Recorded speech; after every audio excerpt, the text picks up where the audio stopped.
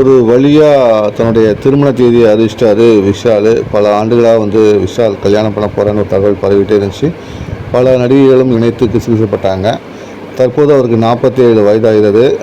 இந்த நிலையில் தான் அவரது திருமண அறிவிப்பு வந்து வெளியிட்டிருக்காரு. யாரை திருமணம் பண்ண போகிறான்னு பார்த்தீங்கன்னா வந்து ஷாய் சன்சிகாவை வந்து அவர் கல்யாணம் பண்ண போகிறாரு. இந்த ஷாய் சன்சிகா யாருன்னு பார்த்தீங்கன்னா சூப்பர் ஸ்டார் ரஜினிகாந்த் நடித்த கபாலி படத்தில் ரஜினிகாந்தோடைய மகளாக வந்து நடிச்சிருப்பாங்க. இதுக்கு முன்னால் அவரோட முதல் படம் எதுன்னு பார்த்தீங்கன்னா பேராண்மை. அவர் பள்ளி படிப்போடு நடிச்சிருக்கும்போது ஒரு கல்லூரி பள்ளி மாணவியாக தேர்வு செய்யப்பட்டு அந்த படத்தை அவர் நடிச்சிருப்பாங்க பேராண்மை. அதுக்கப்புறம் கபாலி படத்தில் வந்து பிரபலமாக வந்து அவர் மாறி இருந்தார்னு சொல்லலாம்.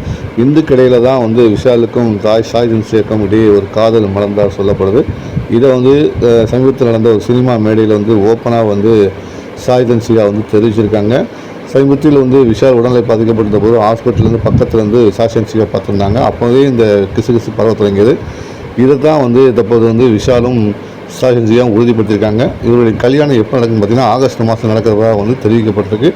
திரையுலகத்தினரும் பல்வேறு தரப்பினரும் வந்து இந்த ஜோடிக்கு வந்து வாழ்த்து தெரிவிச்சுட்டு வராங்க.